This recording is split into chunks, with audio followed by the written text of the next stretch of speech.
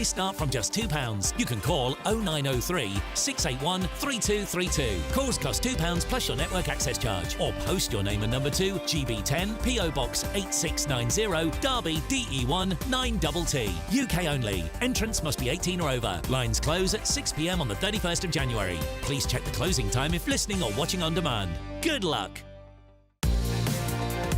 Mornings don't have to be tiresome, especially if you have the right company. Wake up to news as it happens, opinion and debate, and of course, a little bit of entertainment too. Because when the kettle's on, we're on. That's Breakfast on GB News, a show worth waking up for. Every morning from 6 a.m. Only on the People's Channel, Britain's news channel. We'll spread the news, you spread the word.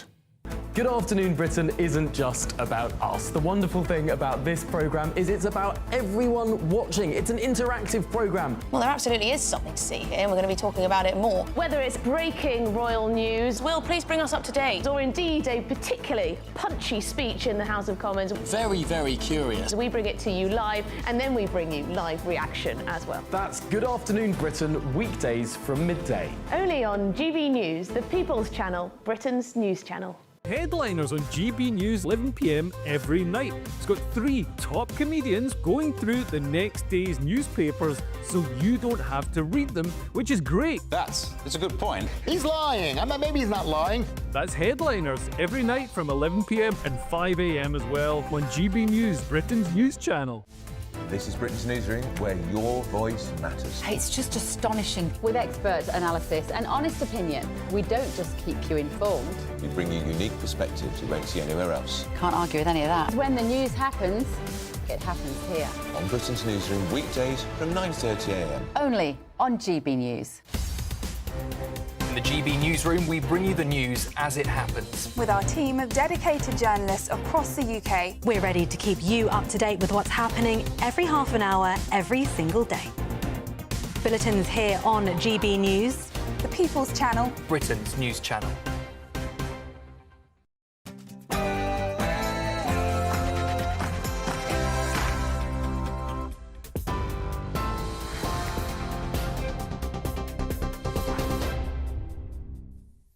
Very good evening to you. You are with GB News. Camilla, Tominey up next. First, a look at the headlines. The Home Secretary has warned online platforms they must act now to remove violent content after the Southport killer accessed extremist material before his deadly attack last year. Axel Rudakabano, who murdered 3 young girls and tried to kill 10 others, downloaded an Al-Qaeda training manual and watched graphic footage online just before his stabbing spree. Yvette Cooper says it's unacceptable that such hateful content remains easily available and is urging tech companies to take immediate action. The government's also announced a public inquiry into missed chances to stop Rudakabano, who was already known to police and anti-extremism authorities. Well, the government is also cracking down on online knife sales after it was revealed that the 18-year-old Axel Rudakabano brought the weapon he used to kill those 3 girls from Amazon online when he was just 17. Under tough new rules, buyers will need to show photo ID at the point of purchase and again when the knife is delivered. Delivery drivers will only be allowed to hand knives to the person who ordered them in plans set to feature in the Crime and Policing Bill this spring. The Home Secretary has again called it a total disgrace that dangerous weapons are still so easy for children to get hold of. A 53-year-old man has been charged with murder in Devon, murder of a nurse, that is, who was found fatally injured in a street in Plymouth. Paul Butler is accused of killing 48-year-old Claire Chick, who was discovered last Wednesday and sadly died in hospital later. Her family say she was a beautiful and a lively soul. Mr Butler is due to appear before Plymouth Magistrates Court on Monday. And Storm Hermione is battering the UK, leaving over 4,500 homes so far in Devon and Cornwall without power and bringing 83-mile-an-hour winds to Bury Head. Flooding has cut rail lines too between Par and Newquay, while a Ryanair flight bound for Newquay was forced to divert to Gatwick. The Met Office has warned of danger to life as yellow weather warnings for wind and rain stretch into tomorrow morning. And it, of course, comes on the heels of Storm Eowyn, which left 2 people dead and plunged millions of homes into darkness. Now the south of England is bracing for yet more chaos, with the relentless rain adding to already saturated ground.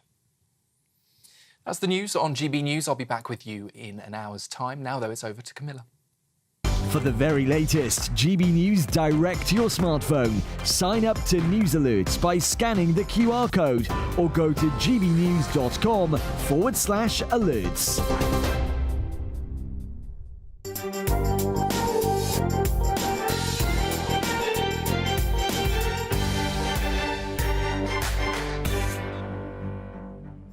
Good morning and welcome to the Camilla Tominey Show on GB News. We're speaking to lots of great guests on today's show, including the leader of the Conservative Party, Kemi Badenoch. I'm going to be asking her about the Southport killing. I'm going to be asking her why she thinks the government's new education reforms are an act of vandalism, and indeed what she makes of Trump's inauguration this week.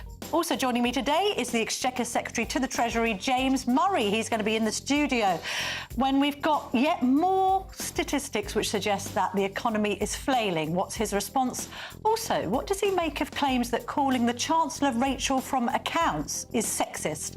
I'll also be speaking to Zia Yousef. He's the chairman of Reform UK. He's been hugely critical of the Prime Minister's handling of the Southport killings.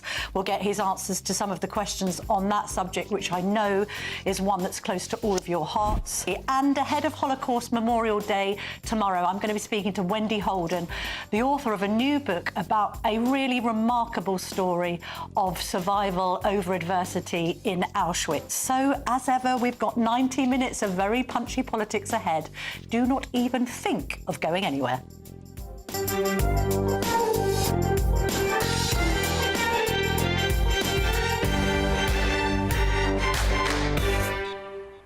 Welcome back to the Camilla Tominey Show, only on GB News. Exchequer Secretary to the Treasury, James Murray, joins me in the studio now. Lovely to see you in the flesh. Good morning. Because we normally talk down the line.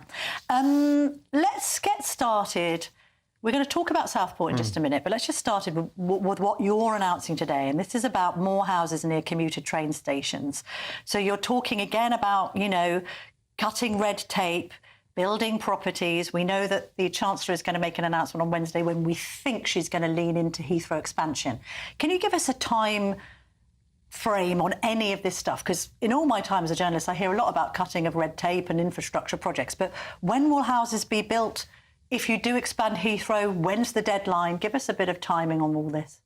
Sure. So part of what the Chancellor is setting out today is around our desire to unshackle planning, to unclog the system, to make sure planning decisions get taken quicker and homes get built. Because one of the things in our plan for change, one of the things we were elected on, is about getting homes built. It's about driving economic growth. And I think, you know, like you said, you will have heard numerous governments in recent years talk about planning change, but then it doesn't get delivered. And actually, if you look at what the Chancellor has done, soon after taking office, she scrapped the ban on onshore wind turbines, you know, and again, we're coming back to make planning quicker and easier and more pro-growth. So how long does it take now, for instance, an average planning application, and how much do you want to speed it up by? So if you look at what we're proposing, the bill which is going to come in this spring and then go through Parliament as quickly as possible, will introduce what we're calling brownfield passports. And what that means is that if you're proposing a development on brownfield land, including some of the land near railway stations, and there's a presumption in favour of development there, there's an assumption that the answer will be yes if it meets key criteria. But can you give us a timing, like how quickly do you want the process to go from found a brownfield, there's a house built? Yeah, well, we want every stage of the process to speed up. At the moment, if you look at major planning applications... I know, but you're not giving me a time, like how quickly do you want it to happen? Because it's all very well talking about red tape, we're going to do this, we're going to do that. Yeah. By when? Yeah, well, I can give you the timescale of 13 weeks. How long it takes is the statutory length of time which is supposed to be allowed to determine major planning applications. Recently, only about 20% of applications have been decided within that timeframe, and we want to significantly increase that. If we look at some of the latest economic data, it doesn't make for great reading for the Treasury or indeed the government. Lower manufacturing production, got new work falling at the fastest pace since October 2023. Prices have increased at the fastest level for 18 months in January. Employment has fallen for 4 months. This is all since the budget, so it can't really be blamed on 14 years of Tory rule. It's not a great indictment, is it, of the way that Labour is running the economy? Well, what the headlines like that underscore for me is how important it is that we go further and faster to boost economic growth, and that is why we are relentless about this, and we will be doing everything we possibly can to get growth to increase. Growth isn't increasing, that's the problem. Well, if you look at what the IMF and the OECD have said recently, they've set out that we will be growing at a fast rate over the coming years. And if you look at what PwC said, for instance, we're the second best investment location in the world, only after the US. So there is cause for optimism. But I know, but the actual figures aren't looking particularly positive. In fact, some economics experts think that we might actually go into recession. So if we go into recession, what does that say about Rachel Reeves's growth pledge? Well, all of the headlines say to me, we need to go further and faster to boost growth. And that's why what the Chancellor setting out today what will happen if we go into recession, James Murray? Well, we don't want that to happen. We want economic growth to be boosted. And Could it happen, though? What we want to do as a government is make sure economic growth is as strong as possible, and that's why we're doing all these changes. Could you actually go into recession? You've promised all of this growth. The figures look dire. What happens if we go into recession? Would Rachel Reeves then have to consider her position? Well, look, the Chancellor has a plan to get the economy growing. Part of our plan for change is about boosting economic growth, and that's why we are so determined to focus on the changes we need to make. I know you're determined, but let me put it this way. Are you ruling out a recession, or do you think we could go into recession over the course of the next 12 months? Well, no, we want the economy to grow fast. Well, I'm not... I want you to answer my question. Are you ruling out a recession here on the show? Well, I can't predict everything that's going to happen over the next 5 years. What I can say is what we will do as a government. I'm just saying in the next 6 months. By the end of the year, will we definitely grow, or could we go into recession? Are you able to rule a recession out? Well, I can't predict the future, but what I can do... You can't rule out a recession, even though you're putting all of your economic hopes on growth, and the Chancellor Rachel Reeves is promising growth at every different turn. But if you don't achieve it, it will be a failure. What we know is that there are economic headwinds affecting the UK, but that, for me, underscores the importance of us going further and faster. But these economic headwinds are all since January. They're all since the budget. Meanwhile, we hear that millionaires are leaving every 45 minutes. So how has the budget improved this growth plan? I don't understand.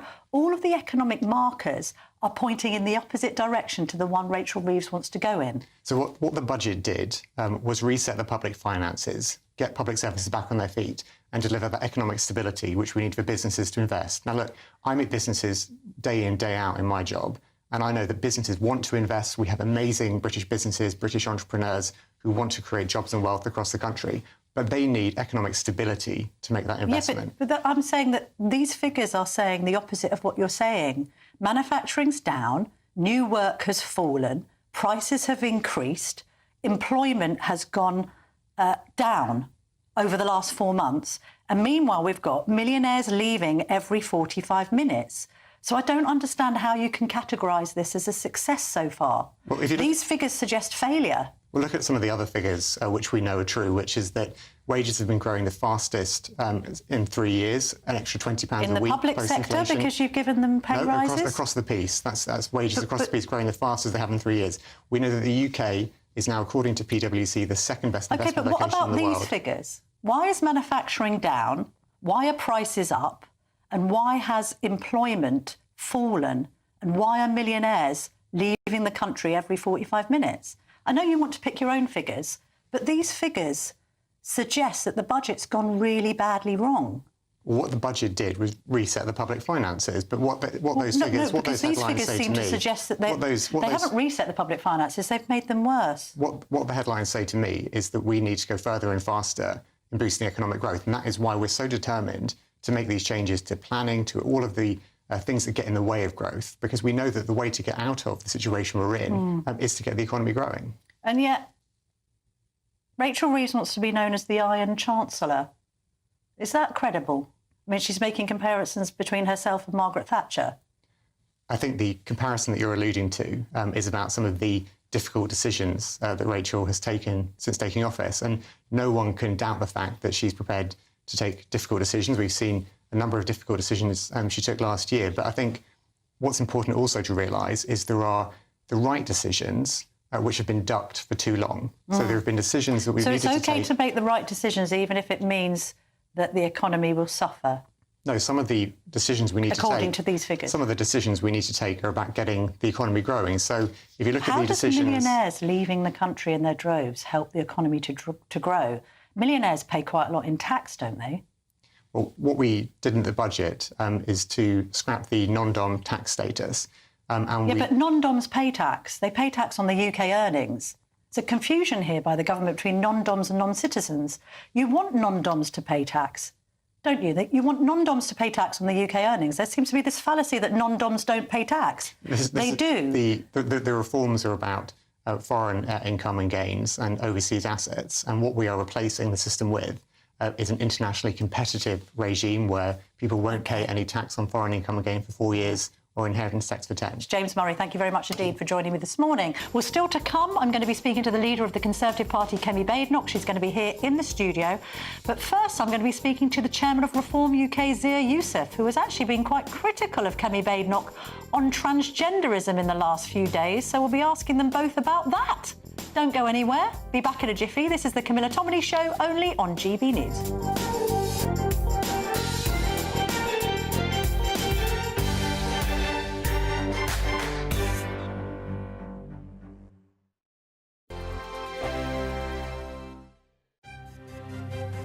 GB News Breakfast, every day from 6 a.m.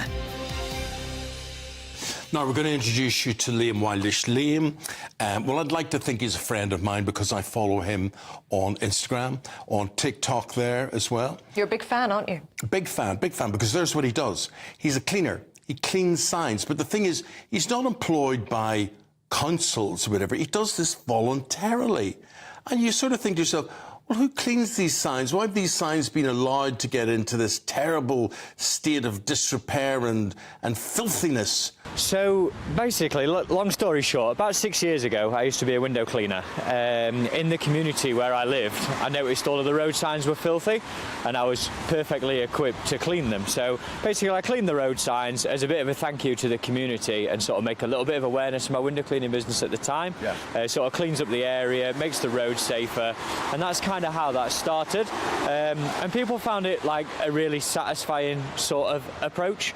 So that sort of led on to today of a video in cleaning the dirty road signs and making sort of satisfying content with it as well.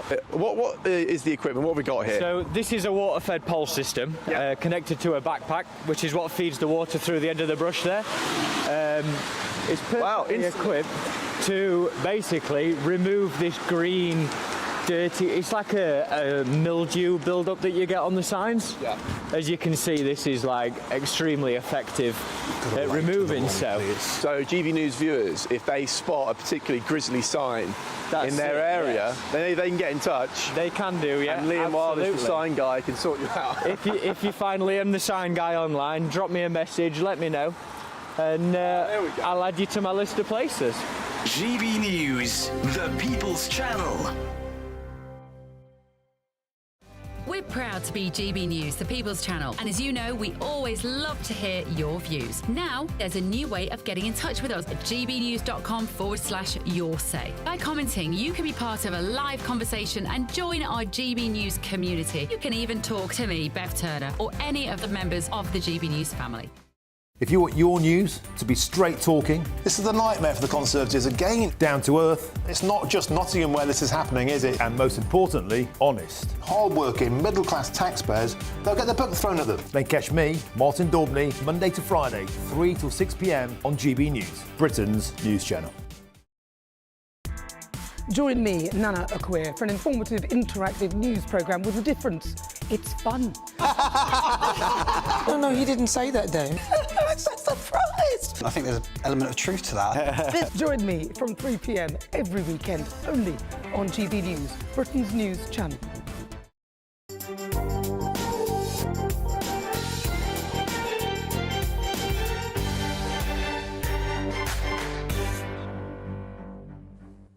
Welcome back to the Camilla Tominey Show, only on GB News. With me now in the studio is the chairman of Reform UK, Zia Yousef.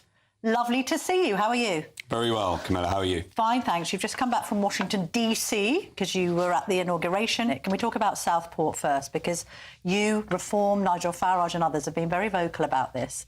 You have accused the Prime Minister, Keir Starmer, of deliberate, premeditated lies over the Southport killer. What exactly do you mean? What are these deliberate, premeditated lies?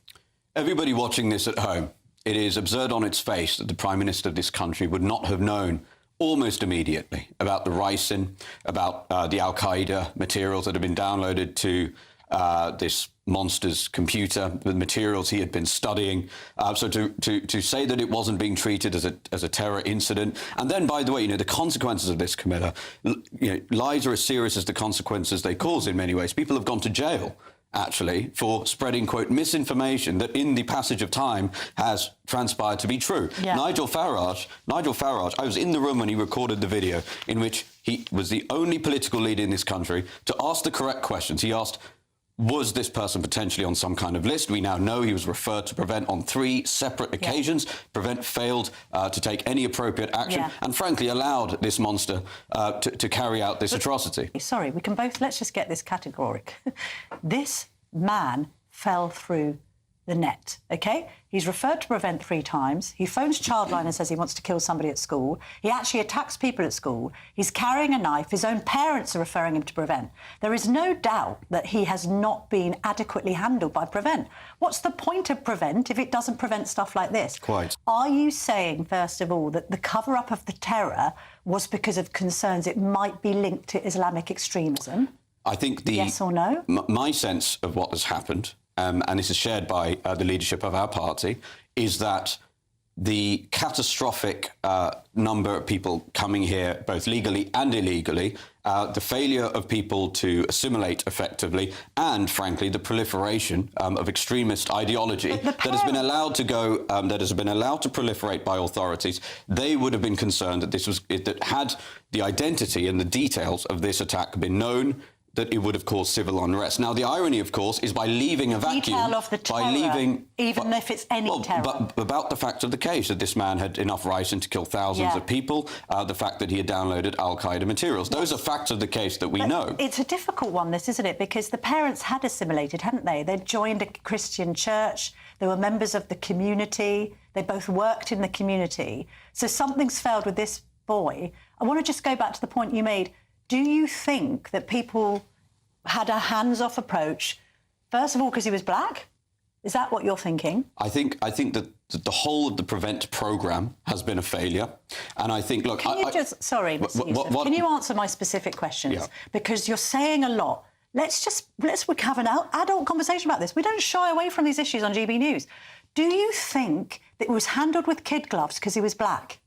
I think it was handled with kid gloves, and that's your phrase, because the government was afraid, and I think Keir Starmer would have been afraid, that had the details of the horrific details, frankly, of this attack been public at the time, it might have led to civil unrest, which is, by the way, ironic, because by withholding that information from the British public, with respect, let me finish my point. Do you think he was handled by withholding the information, or indeed autistic? By withholding the information from the British public, it left a vacuum, which meant that that vacuum inevitably got filled by some actual misinformation. But for example, the notion that he'd come here as an illegal immigrant on a boat. Yeah, but do you think that they withheld the information about the terror because they didn't want them to make the link to Islamic extremism? First of all, Al-Qaeda training manuals. That's my first question. And my second question is specifically, do you think they handled this differently because the teenager at the time involved was a black person? I have high conviction in the notion that the fact that the Al-Qaeda materials point would have been clearly known by Starmer and many officials at the top of the government and our intelligence agencies, that was not revealed to the public for a very long time, that was a key reason why they withheld it. But it would have been highly prejudicial, wouldn't it, before a trial, if he had pleaded not guilty, and he is entitled to a defence like anyone is under the rule of law, had it been known to any future jury that he had been known to the authorities, referred 3 times to Prevent, and all the rest of it. Information about ricin and what he was planning has to come out in court. It can't come out before court, otherwise the court case is prejudiced. Well, again, there's a few different points here. Firstly, the government's own anti-terrorism czar, right? He came out, actually, and effectively said what Nigel had said was correct, which is by leaving this big gap of this vacuum of information, it leaves... Look, in the world of social media, Camilla, this is not the 1950s and 60s anymore. This information was... actual misinformation might proliferate, and it breeds a tremendous amount of distrust amongst the British people. Social media might have changed the way that we cover the period between arrest, charge and case? I think the British people are entitled to be treated like grown-ups. Okay. That the government should not be infantilising the British people. And, frankly, if you look at cases where similar sorts of situations have happened where, frankly, the perpetrator was of a different demography, a lot of the things you're talking about, the government took a different view to. Kemi Badenoch's coming in just a minute after you, and you've suggested that she hasn't done enough on transgenderism. Wasn't she one of the Conservatives who has railed against transgender ideology the whole time? Well, this is one of the interesting things, you know, as you briefly, because as you look at the Tories, they all want to be graded on a curve. Look, there's no doubt that Kemi Badenoch did take some brave stances with regards to these issues, but she was the equalities. She was, because what I said in my tweet was the Tories were in government for 14 years, during which wokery and poisonous transgender ideology ran rampant throughout our institutions. You're referring to gender dysphoria diagnoses going up by 50-fold. What happened with the Tavistock Clinic? Of all things, is that the thing to attack Badenoch on? Well, I mean, she's been gender critical throughout, hasn't she? The buck stops with the executive. Okay. The only thing that matters ultimately is the result. Look what President Trump did. You know, we still don't have biological sex enshrined in law in this country, despite 14 years of Tory government. Yeah. Day one of President Trump being in power, what's happened? Albeit with executive order, biological sex is enshrined in law. That should have been done. They had 14 years, and I'm afraid the fact it hasn't been done is a catastrophe for the children of this country. Zia Yousef, thank you very much. We haven't even got onto the reform poll that puts you on 26 ahead of the Tories and Labour. Can you maintain that by the local elections, do you think? I think reform has all of the momentum in British politics, and I see no reason why that won't continue. All right. Thank you very much indeed for joining me today, Zia Yousef, the Reform UK chairman. Coming up next is Kemi Badenoch. You shall pass her as you leave the studio so you can have a chat about the transgender issue directly.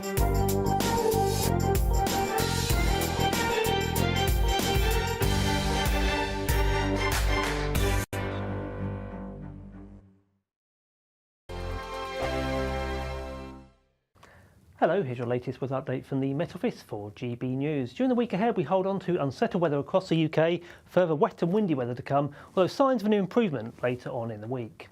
At the moment, low pressure is anchored towards the west of the UK. That's dominating our weather. Tightly packed isobars indicating pretty blustery conditions, and these weather fronts moving in from the south and southwest, bringing outbreaks of rain at times. One band of rain affects Scotland tonight, giving some hill snow, particularly above about 450 metres, where we'll see some settling snow here. And another area of rain moving in from the southwest across England and Wales into the early hours, some of which could be quite heavy, accompanied by blustery winds, particularly towards the southeast. It's mostly a frost-free night, with temperatures in mid-single figures.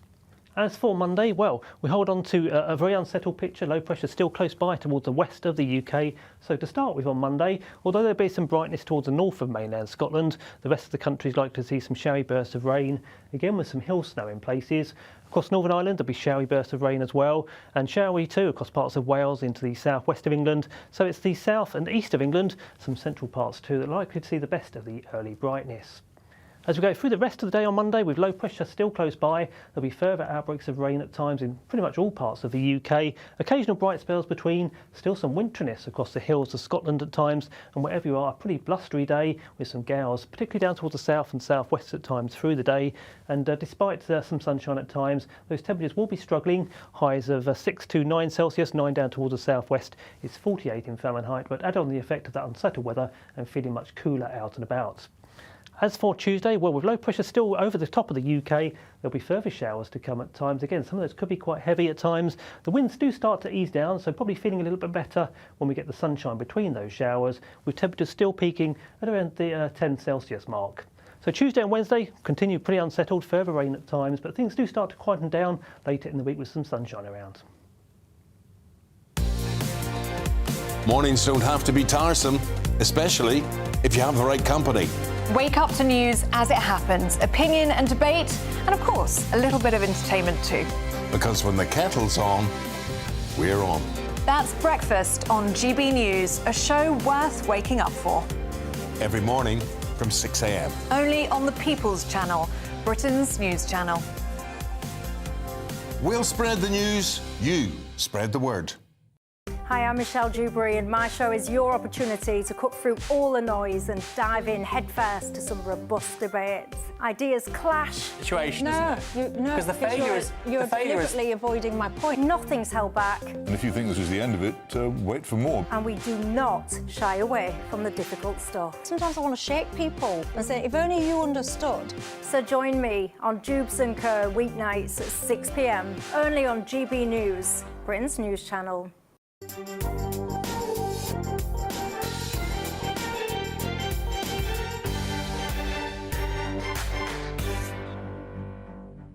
Welcome back to the Camilla Tominey Show. Kemi Badenoch, the Conservative leader, joins me in the GB News studio now. Lovely to see you this morning. Lovely to see you. I was just asking Zia Yousef, the chairman of Reform UK, a number of these straight questions, and I can't quite pin down what people are thinking about this Southport killer. We've got complaints by Reform and Nigel Farage that the Prime Minister wasn't honest enough about the fact that this killer was under investigation for terror as well as for the murders and the attempted murders. There seems to be the suggestion that in some way there was a cover-up of the fact that he was looking at Al-Qaeda training manuals. There's some kind of Islamic extremist extent to it. Although if you look at The Sun today, it lists the library of hate that Ruda Cabana was downloading on the internet. It's pamphlets on Nazi Germany, Chechnya, Somalian massacres. What do you think's the nature of the cover-up? Because there's also the suggestion it's being covered up or he was treated differently by the authorities because he was black.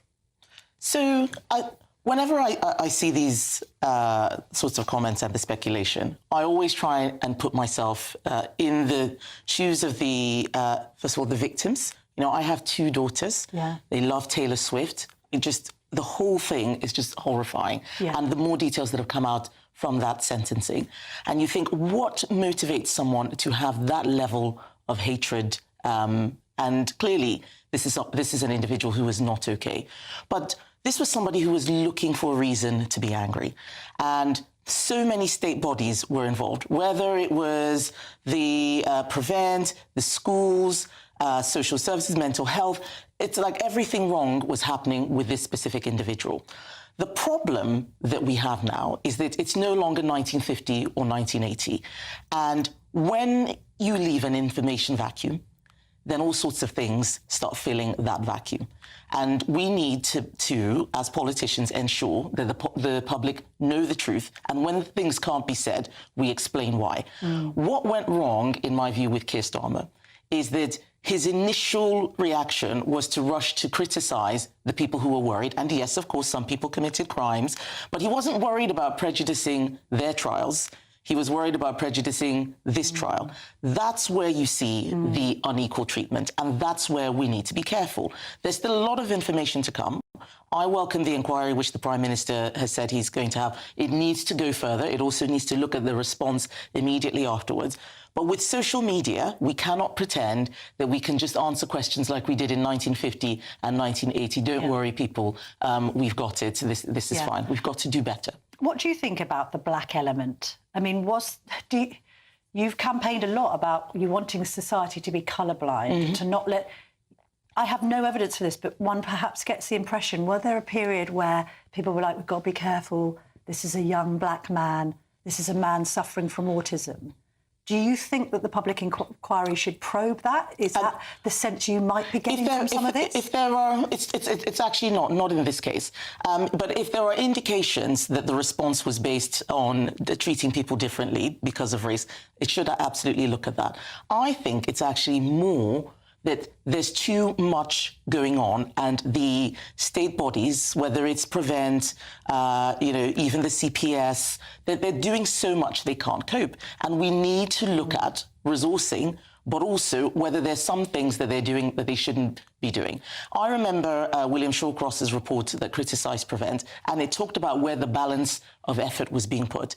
Are people spending a lot of time on the stuff that's actually less likely to go wrong rather than the stuff that's more likely to go wrong? And I think it's a confluence of all of that. I actually think, and this is again this speculation, that mental health is one of those areas that people find tricky to deal with. That this is someone who's suffering from mental health issues. We want to have care in the community. We don't want to immediately institutionalise them. It looks to me like he should probably have been in a mental hospital rather than looked after most elsewhere. of the mental hospitals have been closed down in the UK. But there's still spaces. There are probably people in there who would not do anything as serious as this. And so we need to look across the board at how well we are performing. We set up all these schemes, all these organisations. You know, it's not politicians who run them, and still people slip through.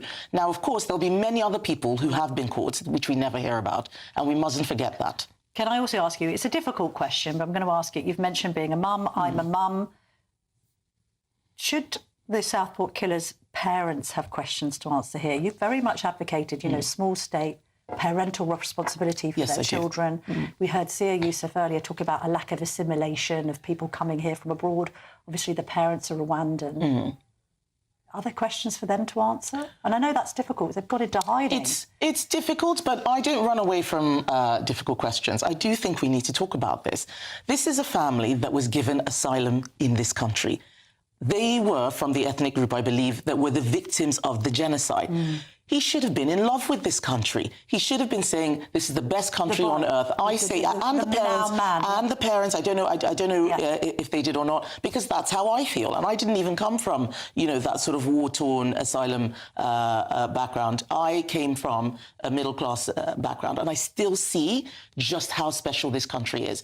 And I do think that we need to have a broader conversation about integration in this country. It's got to be active, not passive. It didn't matter so much when only a handful of people were coming from nearby countries at a very slow rate. Now, people from all over the place are coming very quickly, and because of technology, they can still keep their heads and their cultures elsewhere. This is dangerous. We need to have a serious conversation about what integration looks like for 2025 and beyond. And it cannot just be what the government should do. Government can't do everything. This is one of the things that frustrates me. The response tends to be, the government should do this, the government should do that. If the government can't do what it's got to do now well, how is it going to do even more well? Society needs to get involved, and that means not just the community neighbours, but parents too. Nigel Farage has called for Stephen Parkinson, the Director of Public Prosecutions, to resign because of the mismanagement of this case. What do you think? I have not seen evidence that this is a resignation matter. Let's see what the inquiry says. I don't think it's helpful simply just calling for every single person to resign every time something's gone wrong. The facts of this have not really been looked at carefully. So how do we know who should or who should not resign? And this is the difference between us and other parties. The Conservatives are about constructive opposition. We are under new leadership now. And it's not just about criticising every single thing. We need to understand what's going wrong and be constructive. Constructive opposition, not destructive opposition. While you mention new leadership, OK, so we've got one Find Out Now survey putting Reform ahead of the Tories on 26 versus your 23 versus Labour's 22. Then we've got this by Lord Ashcroft's polling company. He's a former Tory treasurer. You will be very familiar with Lord Ashcroft. I do know Lord Ashcroft. He does lots of good work on polling. OK, but is this good work? Who would make the best Prime Minister? Keir Starmer, 31%, Nigel Farage, 21%, Kemi Badenoch, 11%. And then who is acting as the most effective opposition? Kemi Badenoch, 14%, Nigel Farage, 26%, no effective opposition, 27%. That's not a great reflection on you and the Tories, is it? Well, we have to look at where we're starting from. What have we done this year? On rape gangs, we've managed to get the government to move, not to a full inquiry, but now they finally agreed that some inquiries are needed when they said none at all. We've got them to move on that. They're doing disastrous stuff on education. Absolute vandalism on the good work that we have been doing over the last 14 years. On rape gangs, can you take full credit for that? You could say that GB News and Charlie Peters have pushed them to that position. The survivors have. Yes, but that doesn't make you the Tommy Robinson's campaigning. That doesn't make you the opposition. We were the first to call for a national inquiry, certainly as politicians. Although that was something I remember because it was my birthday. Should have happened under the Tories. Well, we had an inquiry. We had a wide-scale inquiry. I thought that was going to come up with more on this, but it ended up Alexis J one on child abuse. Yes, but it ended up, you know, it ended up doing something much broader. And after that, we launched a task task force, we found 550 perpetrators that hadn't been found before. That shows that more needed to be done. So this work is ongoing, and election slips in between. Deport those 3 Rochdale abusers. They get stripped of their passport a decade ago, and they're still living there. Most people listening and watching this are tearing their hair out of that kind of stuff. What Camilla, are they doing in Rochdale? I am tearing my hair out, but we're under new leadership. I wasn't there when that was happening. I did the bits that I could do. I heard you talking to Zia about, the Tavistock and the transgender scandals, for example. Well, I did that. Blaming you as Women Equalities Minister for allowing a situation to happen where we had any question at all over whether there are 2 genders or not. Like, somebody made the point on Twitter. We now have a US president having to say that there are only 2 genders. Yes, how did it come to this? Yes, and this problem has been all over the world. It happened, astronomically, even under Donald Trump. And he is doing what I hope that we will be able to do, which is come back and finish the job. But it did happen under the Tories. It happened all over the world. If it happened under the Conservatives, that we get girls and boys being given puberty blockers, mass mastectomies, and a debate over whether biological sex is mutable or immutable, you're sort of reflecting it, going, how the hell did that happen? But remember, this was stuff that I was speaking about constantly again and again, and I managed to stop it. Who was it that stopped rapists being put in women's prisons? And this is where we have to look at where society stops and government starts. Many of these things are happening under the radar. We have to do a lot of research. When people went in, they were called transphobes, they were called homophobes. It's very difficult for a lot of people to push through that. I'm not scared of that sort of stuff. I will push through, I will tell the truth and get stuff done. Same thing with postmasters overturning their convictions. I did the tough stuff. And what we're seeing with those numbers is that a lot of people still don't know who I am. They've known Nigel Farage for 20 years. He's been leading not just this party, but many other parties. And when people have just kicked you out, then you need time to regroup. What is astonishing is how badly the government is doing. They have a landslide majority, 140. If 100 Labour MPs went home today, they would still win. That's the situation we're in. And so I've got to make sure that people can see how we're rebuilding trust, that we've acknowledged the mistakes we made, and that we're back on track. In order to increase your visibility, you could do with being alongside Donald Trump and Elon Musk, arguably. In what way? Well, do you want to... You haven't met Donald Trump yet? No, not yet. I've met the vice presidents. Yes, that's right. And we have a good relationship, yes. But, I mean, did you look at the inauguration on Monday with a degree of envy? No, because Priti was there, so we had people on our team just there. in terms of him, I appreciate we've got... And Boris was there as well. I know. Yes. We've got a completely different system. You can't have a Prime Minister signing executive orders on day one like Trump was. But do you look upon it and think... This is proper right-wing leadership, and we've got Starmer for the next 4 years. Well, I think the fact that we have Starmer for the next 4 years does fill me with dread, because I look at what they're doing on the economy. I heard Rachel Reeves on the TV this morning just saying things that on this show, by the simply way. We had James Murray on, who couldn't answer things that are simply not true. And I've been going all around the country. I was in Devon this weekend, and businesses are crying out for help. OK. They need assistance. Would you be minded to be more Trumpian? Well, let's see what he does. He signed, executive orders, things like, biological sex, very easy, very obvious. But look at one area where America is leading on energy costs. We have energy 3 times, 4 times as expensive as they do there. That is not sustainable. If we are going to compete, then we need to get serious. Well, that means that is the leadership. These arbitrary net zero targets. Well, it means us looking at the plans that we've got in place. We have too many announcements and no plans. That's one of the mistakes we made as government. Labour's doing it, Reform also doing it. Too much. The politics across this country is all about talk, but not do. I tell you what, so I'm going to work on a proper plan that we can deliver. I tell you in terms of do, why doesn't the right just coalesce? You're worried about 8 more years of Starmer, not just 4. Why doesn't Reform and the Tories just coalesce? Because Reform have said that what they want to do is destroy the Conservatives. I know, but when someone says that, on the same side. Well, I am being the opposition to Labour. What's interesting is that Reform is spending more time talking about me, like Zia, for instance, saying things that are clearly not true about my record on the issue of transgenderism, puberty blockers, etc. They're not interested in solving problems. It's all about taking us down. That is not constructive. Okay. We have to do the job that the British public have given us, being a credible opposition. And people need to know what we're about completely. We've just spent the last year looking at Conservatives arguing. I finally brought unity to the party. The idea that we should bring a whole bunch of people who don't like us and then just unify, it's not that straightforward. All right, Kemi Badenoch. I feel that there's still time. It's a marathon, not a sprint, this, but let's see. We'll be following it closely on GB News. Thank you for coming into the studio. Great to see you in the flesh. Coming up next, to mark Holocaust Memorial Day tomorrow, the journalist and author Wendy Holden will be here to talk about a remarkable story that's covered in her new book, The Teacher of Auschwitz. Back in just a jiffy.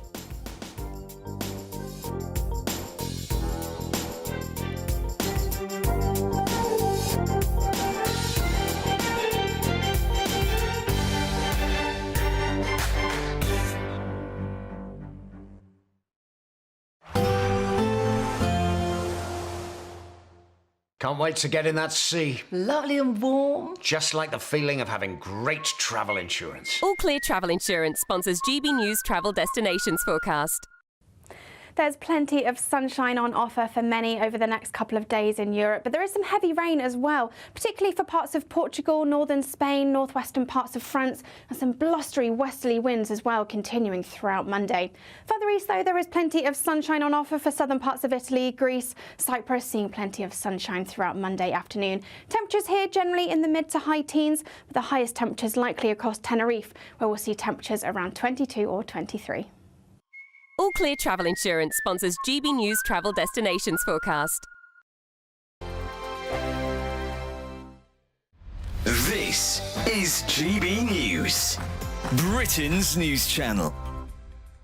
A woman of 53 has believed for 18 months she was in an online relationship with Brad Pitt. I think we're seeing pictures. So these are the pictures that she received that made her believe that she was in this relationship with Brad Pitt. And you'll see that some of it is in hospital because the scammer was claiming that he was suffering from cancer. This was playing very much on her emotion. So this is a divorcee who lived in Mauritius. She'd received a £700,000 divorce settlement, or £650,000 divorce settlement, I should say, and £700,000 has been taken from her through this scam. Yeah.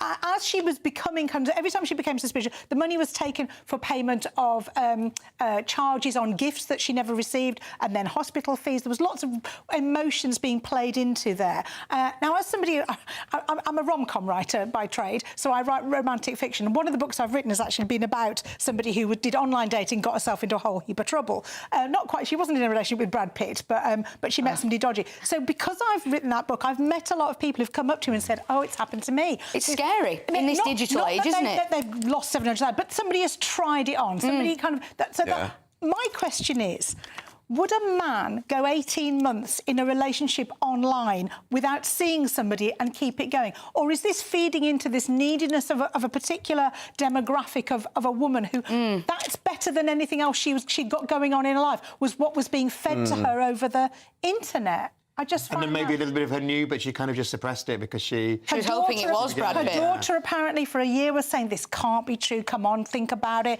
But she just fell for it. But I just wonder, what's right, it's a very sad story. She's obviously now getting a lot of hate and ridicule as well. Because she's been on French TV and she's had a huge amount of pushback from it.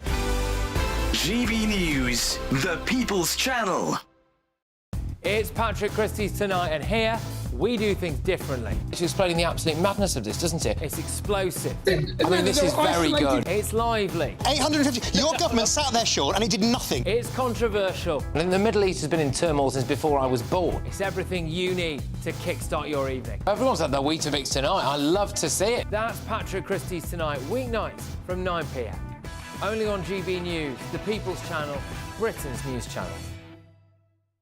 Good Afternoon Britain isn't just about us. The wonderful thing about this programme is it's about everyone watching. It's an interactive programme. Well, there absolutely is something to see here, and we're going to be talking about it more. Whether it's breaking royal news, Will, please bring us up to date. Or indeed a particularly punchy speech in the House of Commons. Very, very curious. We bring it to you live, and then we bring you live reaction as well. That's Good Afternoon Britain, weekdays from midday. Only on GB News, the People's Channel, Britain's news channel. If you want your news to be straight talking... This is a nightmare for the Conservatives again. Down to earth. It's not just Nottingham where this is happening, is it? And most importantly, honest. Hard-working, middle-class taxpayers, they'll get their book thrown at them. They catch me, Martin Daubney, Monday to Friday, 3 till 6 p.m. on GB News, Britain's news channel.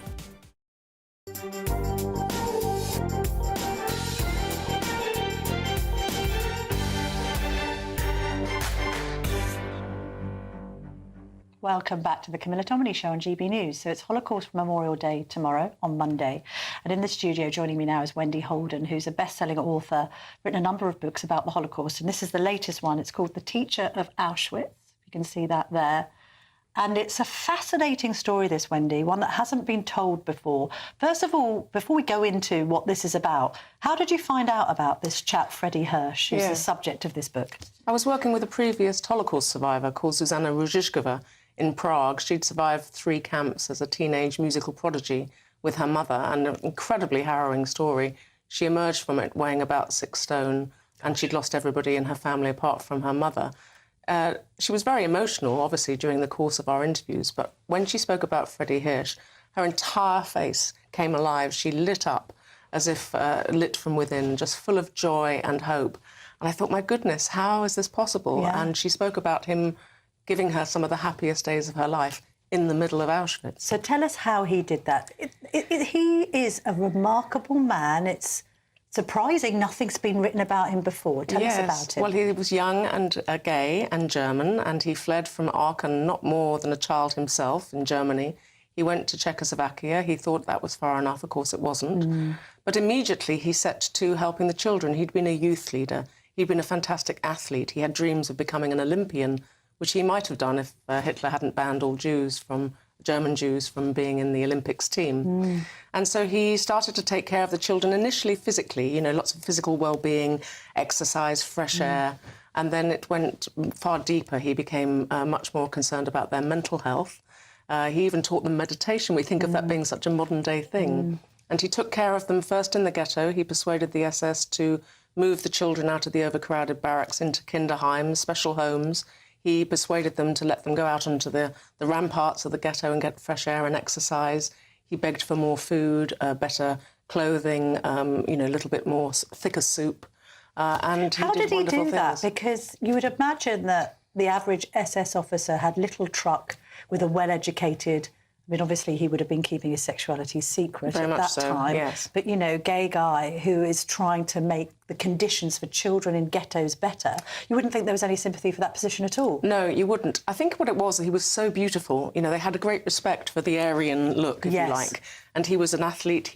He stood up to them. So when everybody else in the ghetto and then later in Auschwitz was you know, drawn in on themselves, the last thing he wanted to do was to attract attention or catch the eye of a member of the SS.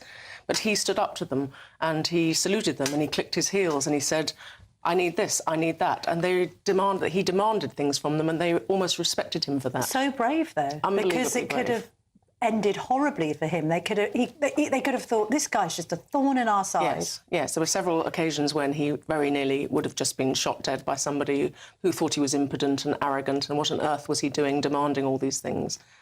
How did he apply what he had been doing in the ghettos to Auschwitz then? How did it come about? And again, how did he persuade the concentration camp guards to go along with it? It was extraordinary because he only went to Auschwitz from Terezin, the ghetto, because he defied orders to go and see a group of children, 1,500 children who'd been brought in on a train who were in despicable condition.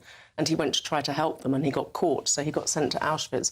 And the minute he got there to the family camp, the Czech family camp in Auschwitz-Birkenau, he set up the same thing. He persuaded them to have a children's block. And the reason was they were standing out in this freezing cold, wet clay every morning and night for roll call.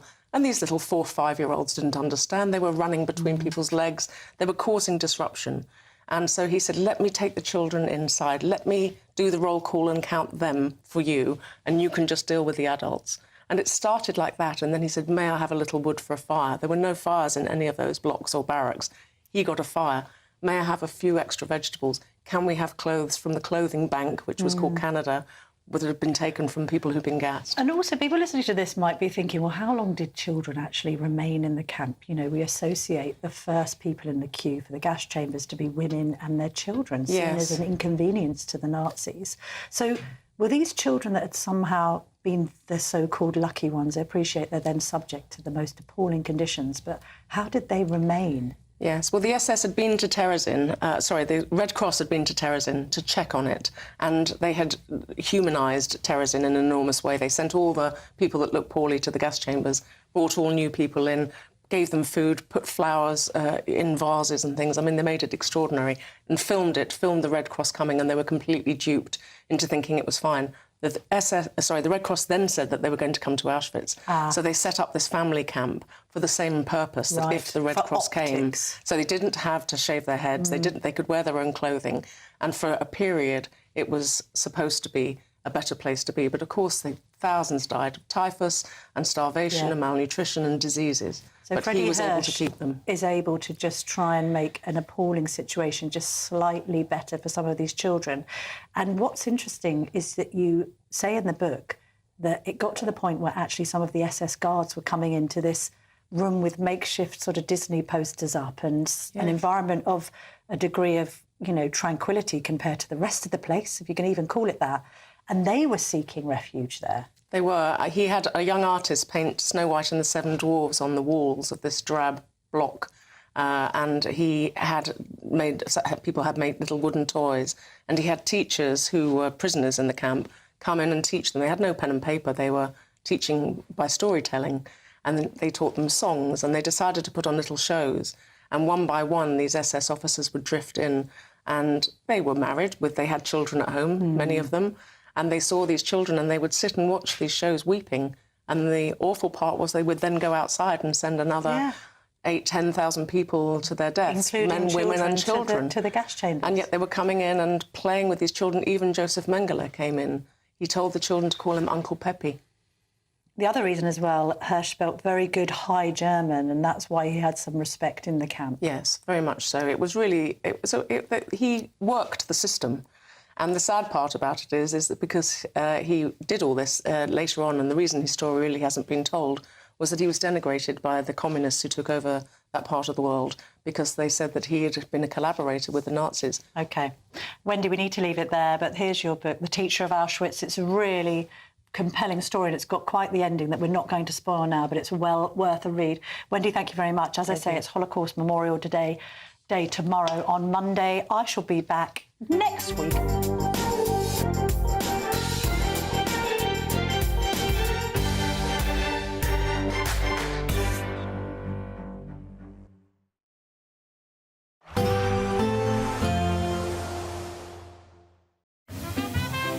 Heavy showers first thing will be followed by a warm, cosy day.